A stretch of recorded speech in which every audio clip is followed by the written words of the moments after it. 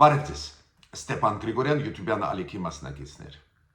Ողջունում եմ ձեզ բոլորիդ։ Այսօր մայիսի 13-ն է։ Այսօր ես ուզում եմ խոսել ու մի քանի խոսք ասեմ Դոնալդ Տրամփ Միացյալ Նահանգների նախագահի քաղաքականության մասին, Վենեսուելայի, Կուբայի եւ Իրանի կոնտեքստով։ Մի քանի նոր զարգացումներ կան, ուզում եմ կիսվել ձեզ հետ իմ կարծիքով։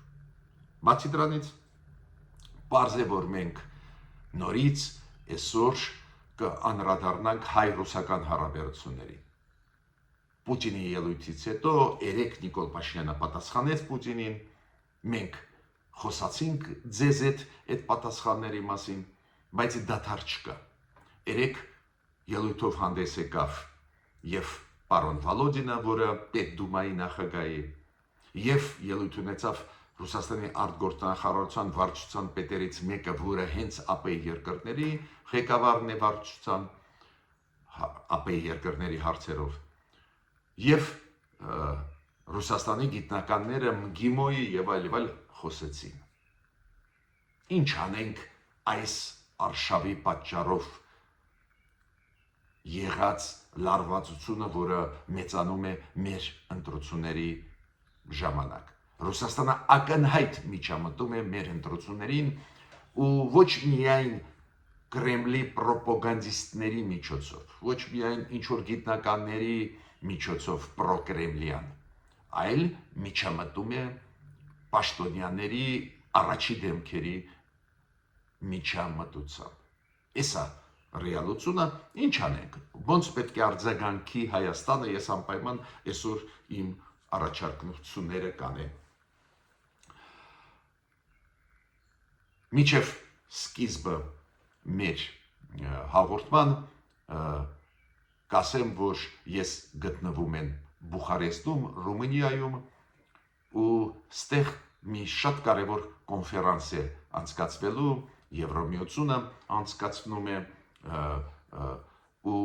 այդ կոնֆերանսը կապված է դրա հետ, ոնց պետք է պետությունները, ովքեր անցկացնում են ընտրությունները, ժողովրդավարական պետությունները, ոնց պետք է պաշտպանեն իրենց ժողովրդավարությունը, ժողովրդավարական ընտրությունները այս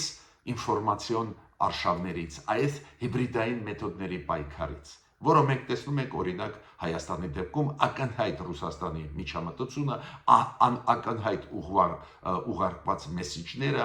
որ եթե գնաք դեպի ժողովրդավարություն վատ կլինի, մենք խոսացել ենք դրա մասին այս վերջի ժամանակները անընդհատ, ինչ անեն պետությունները։ Ու այդ կոնֆերանսում Ուկրաինայի, Ռումինիայի, Մոլդովայի, Հունգարիայի, Բուլղարիայի այդ պետությունների փորձագետները ելույթներով հանդես կգան, քանի որ հենց այդ պետությունները հանդիպեցին այս ռուսական հիբրիդային պատերազմների առջև ու դիմադրեցին ու կկիսվենք կարծիքներով ոնց պաշտպանել մեր հայաստանյան ընտրությունները։ Կարևոր կոնֆերանս է, կարևոր փորձագետներ տարբեր եվրոպական երկրներից նաև այդ թվում, ու օգտակար կլինի, ու կոնֆերանսից վերադառնալուց հետո վաղը Երևան ես անպայման արդյունքների մասին ձեզ հետ կխոսեմ։ Ուրեմն սկսում ենք մեր այսօրվա աշխատանքը, մինչև աշխատանքի սկիզբը ես ուզում եմ խնդրել ձեզ բաժանորդագրվել, կիսվել, լայքել, քանի որ դուք տեսնում եք ինչքան կարևոր աշխատանք է մենք կատարում։ Նաև խնդրում եմ ֆինանսական աջակցություն, քանի որ այդ աշխատանքը անչափ կարևոր է Հայաստանի համար։ Հենց հիմա շատ կարևոր է։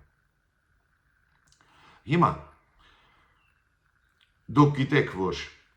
Դոնալդ Տրամփը արեց մի քանի վերջի ժամանակ մի քանի հայտարարություն կապված եւ Կուբայի հետ եւ Վենեսուելայի հետ։ Կուբայի դեպքում ինքը ասեց, այդ կոմունիստական ռեժիմը պետք է փոխվի, պետք է հարցը լուծվի Կուբայի, վաղուց է ինքը դա ուզում է, բայց կարծես թե հիմա ինքը ավելի մոտ է ուժային ինչ-որ քայլեր անել։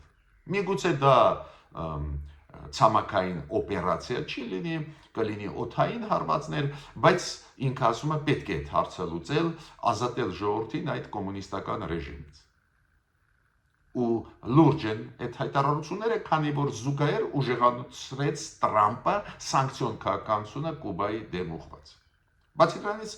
Դոնալդ Տրամփը ասեց, որ մենք ուզում ենք դարձնել Վենեսուելան, ինքը մտածում է Վենեսուելան դարձնել 51-րդ նահանգ Միացյալ Նահանգների։ Վենեսուելայի նախագահի պաշտոնակատար Դելսի Ռոդրիգեսը ելույթ ունեցավ, ինքը ասում է մենք գաղութ չենք, մենք ուզում ենք անկախ ապրել ու չունենք ծրագրեր մտնել Միացյալ Նահանգների կազմ։ Բայց այդ հայտարարությունները ես չեմ համարում պատահական։ Ես կարծում եմ, որ Դոնալդ Թրամփը ուզում է, որ 1-2 հաջող պատմություններ ինքը ունենա։ Մոտենում են ընտրությունները նոյեմբերի կոնգրես ու պարզ է վարկանիշը հանրապետական կուսակցությունների բավական իջած է ու ինքը մտածում է որ ոնց տակից դուրս գա, ոնց այդպես անի, որ 1-2 հաջող պատմություններ լինեն ու ինքը ժողովրդին ասի տեսակ մենք կարողացանք հաջողությունների հասնել։ Քանի որ Իրանում գործերը ծանր են գնում։ Իրանի հետ կապած իբր բանակցություններ են, իբր մեսիջներ իրար ուղարկում են, բայց բաց խոսենք, պարզ չի ինչ անել։ Ու Տրամփը հակված չի նորից ուժային քայլեր անել, բայց մյուս կողմից ինքը պետք է վերահսկողության տակ փորձի վերցնել Հորմուզի նեղուցը։ Դիրքային պայքար գնում է, բայց չի ստացվում։ Իրանը պատասխանում է, եթե պետք է ուժով, եթե պետք է խոսքով, եթե պետք է բանակցություններով։ Բավական խոճուճ վիճակ է ու Իրանի հետ կապված հարցերը չեն լուծվել ու Դոնալդ Թրամփը մտածում է ինչ անի։ Բայց այդտեղ ես պետք է ասեմ, որ սենատորներ, հանրապետականներ մեծ աղմուկ բարձրացրեցին։ Ինչ են իրանք ասում։ Չավարտված Իրանի գործը երկրորդ ճակատ բացելը դա անընդունելի է։ Դες իրակ կուսակիցները խստագույնս իրան քննադատում են, քանի որ իրանք ասում են, եթե դու ուզում ես Կուբայի վրա հարձակում անես, Կուբայի հարցով ավելի ակտիվ զբաղվես, իմացի, որ դու դեռ չես լուծել Իրանի հարցը։ Ուրեմն մենք տեսնում ենք այստեղ բավական բարդ իրավիճակ։ Նայենք ուր են զարգացումները գնալու, բայց պարզա մենք պարտավոր ենք ուսումնասիրել, հետևել մեր առաջարկությունները, մեր դիտածը Ամերիկայի քաղաքականության հետ փոխանցենք կառավարությանը, քանի որ Միացյալ Նահանգների հետ մենք պլանավորում ենք լրջագույն ծրագիր իրականացնել, TRIP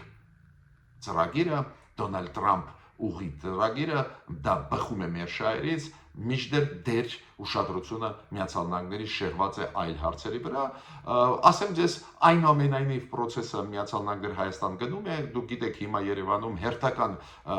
պատվիրակությունն է գտնվում Հայաստանում Միացյալ Նահանգների այդ TRIP ծրագրի հետ կապված աշխատանքը գնում է, ուղղակի մեր շահից է բխում, որ Իրանի հարցը ինչքան կարելի է շուտ լուծվի, որ Միացյալ Նահանգները լծվեն այս ծրագրի իրականացմանը։ Հիմա նորից վերադառնում եմ ռուս-հայկական հարաբերությունների։ Ավելի ճիշտ Ռուսաստանի միջամտությանը մեր ընտրական համակարգի մեջ։ Ռուսաստանը ուզում է միջամտել մեր ընտրական համակարգ, դա շատ վատ երևույթ է, շատ բացասական, ու եթե նախկինում,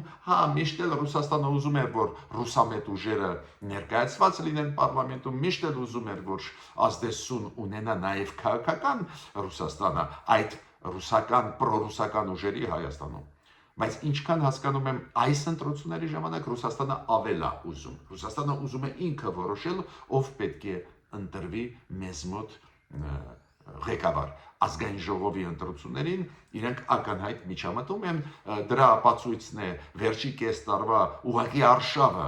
պետական մակարդակով մեր պետականության դեմ, նաև այդ թվում քննադատությունները հնչած Հայաստանի առաջի դեմքերի դեմ ուղղված Նիկոլ Փաշինյան, Ալեն Սիմոնյան, դժգոհությունը, որ մեզ մոտ եկավ պարոն Զելենսկի, իբր մենք անկախ պետություն չենք ու իրավունք չունենք հրավիրել տարբեր պետությունների ղեկավարներին Հայաստան, շատ ցավոտ դա ընդունեց Ռուսաստանը, որ մենք ինքնուրույն քայլեր արեցինք, նաև պարոն Զելենսկուն Ուկրաինայի նախագահի ընդունեցինք, ու այդ արշավը շարունակվում է։ Պուտինի խոսալուց հետո կարծես թե կարող էին մի քիչ դադար վերցնեին մի շաբաթով կամ 3 օրով, չէ, Նիկոլ Փաշինյանի պատասխաններից հետո Վլադիմիր Պուտինին երեք մենք խոսացինք դրա մասին, Ռուսաստանի պաշտոնյաները նորից սկսեցին խոսել, հիմա կասեմ ինչ են ասել շատ բարձր պաշտոնյաներ Ռուսաստանի, ուրեմն Ռուսաստանը իրոք տրամադրված է այս ընտրություններում հասնել իր ուզածի, որ չվերընտրվի այսօրվա կառավարությունը Հայաստանի։ Դա կոչվում է հիբրիդային պատերազմ, դա կոչվում է հարձակում մեր ընտրական համակարգի, դա կոչվում է արտաքին միջամտությունը մեր ընտրություններին,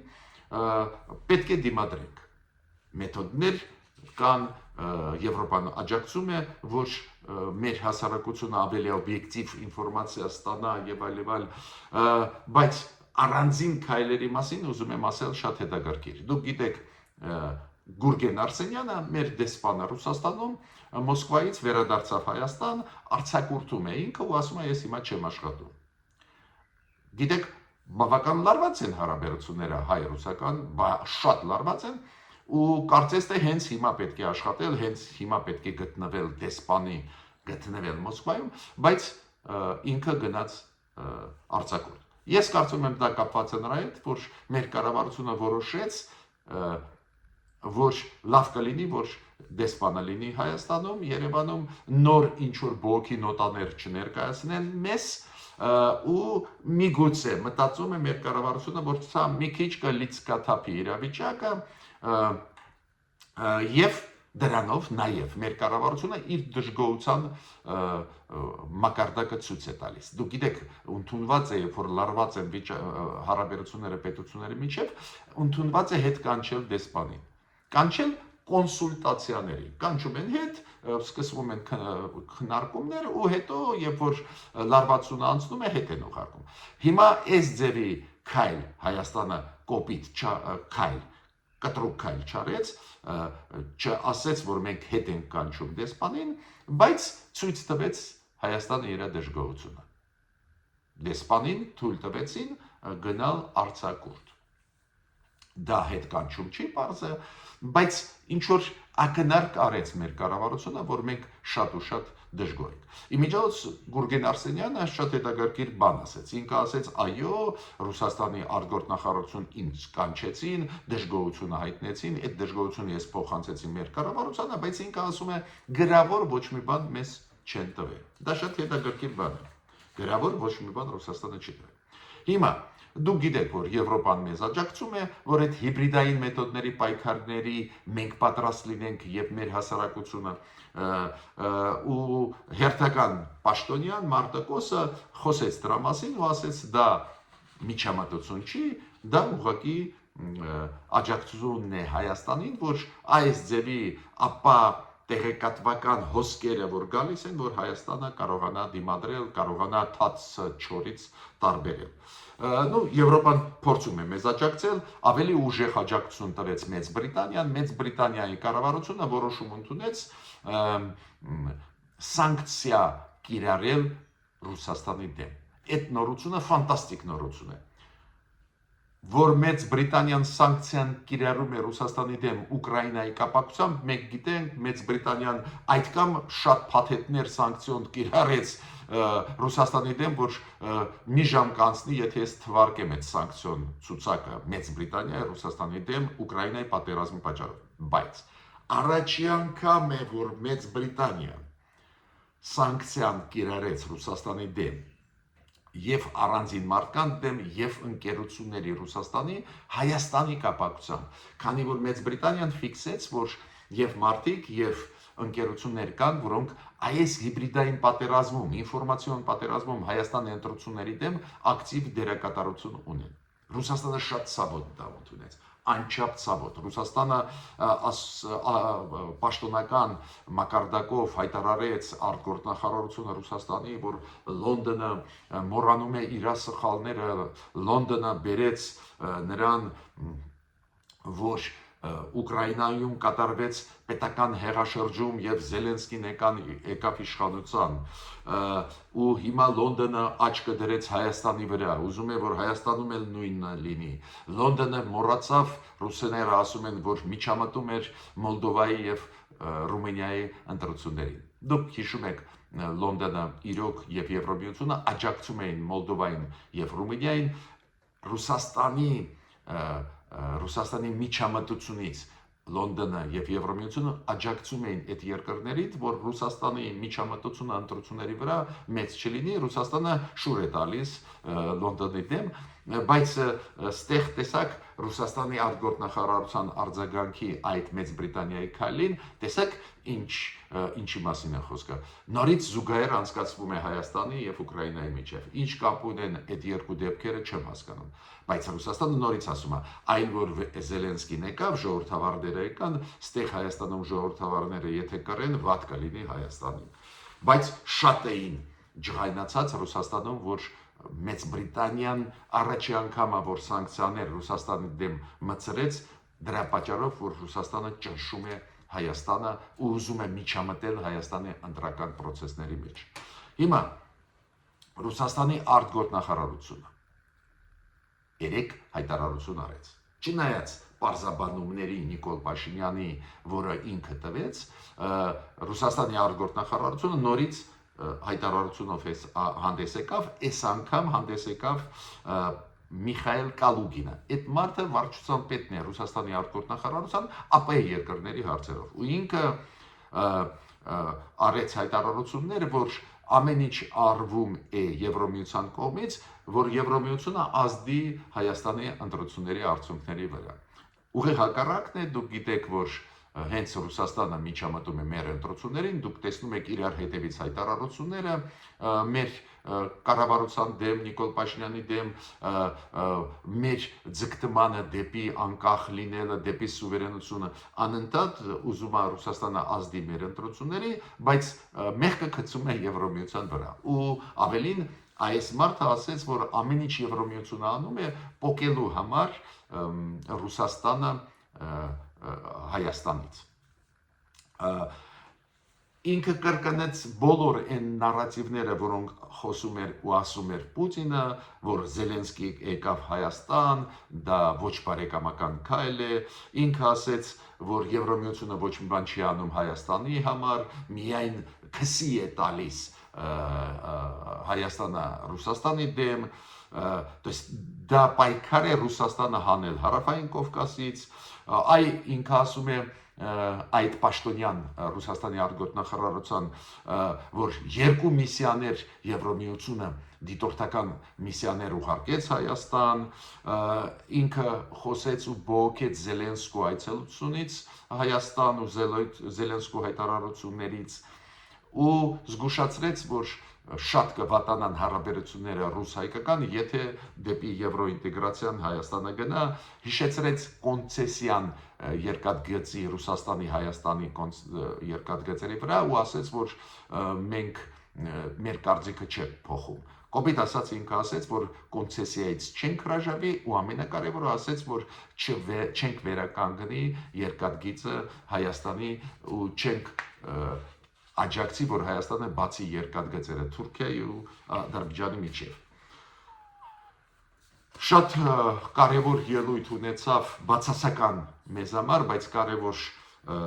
Վալոդինը, դու գիտեք ինքը Վյաչեսլավ Վալոդինը Պետդումայի նախագահի,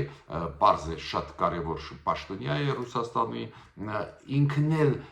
նույն զուգահեռներ անցկացնեց Ուկրաինայի եւ Հայաստանի միջև, այլ ոնց Ուկրաինան գնաց Եվրոմիության դեպի եվրոինտեգրացիա, ստացավ պատերազմ, նույնը կլինի Հայաստանի հետ,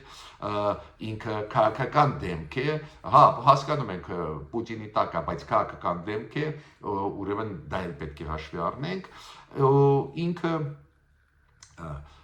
նույն մտքերը կրկնեց, չեմ ուզում շարունակել, ինչ ասեց Պուտինը, համարեք նույն մտքերը կրկնեց, նորից վախացնելը, որ Ռուսաստանում ապրում են 2 թե 3 միլիոն հայեր, իրանք փող ուղարկում են, աջակցում են Երևան, հիմա դա էլ չի լինի, չեմ հասկանում ինչ կապ ունեն հայերը ապրող Ռուսաստանում ու շատերը Ռուսաստանի քաղաքացիներին ինչ կապ ունեն այս գործերի հետ մեր ընտրությունների հետ, ես ճիշտ ասած չեմ հասկանում, բայց իրանք ուզում են կապել այդ հարցերը վախացնելու համար մեր հասարակությունը վախացնելու համար հետևանքների մասին Նաև Ռուսաստանը միացրեց գիտնականներին, Նիկոլայ Սիլաևը, ինքը պրոֆեսորը ՄԳԻՄՈ-ում, ինքն էլ նույն թեզերը կրկնեց։ Չեմ կրկնի, քանի որ նույն թեզերն են։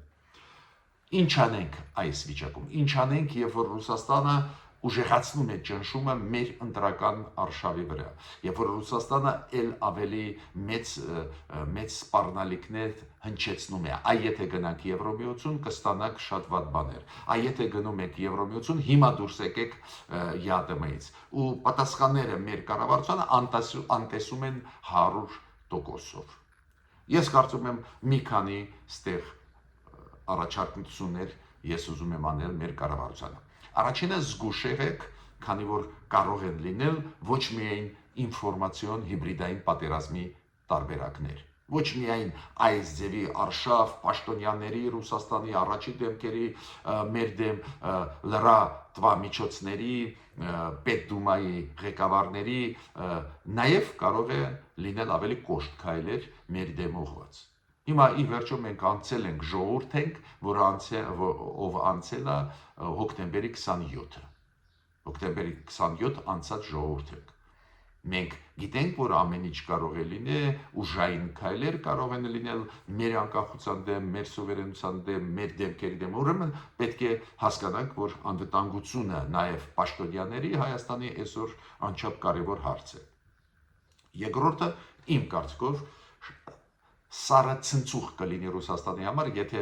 մեր կառավարությունը դիպուկ որոշում ընդունի դուրս գա հապկից։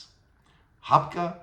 մենք սառեցված վիճակում ենք հապկում, հապկը մեզ ոչ մի բան էլ չի տա, բոլորս դա հասկանում ենք, դա է պատճառը, որ մեր կառավարությունը, որը փորձում է մանևրել, բալանսավորել, այնուամենայնիվ հապկի դեպքում ասում է, չէ, մենք չենք վերադառնա, սառեցված վիճակում է եւ վերջ։ Բայց այնուամենայնիվ մենք հապկի անդամ ենք։ Ես առաջարկում եմ դուրս գալ հապկից, ու դա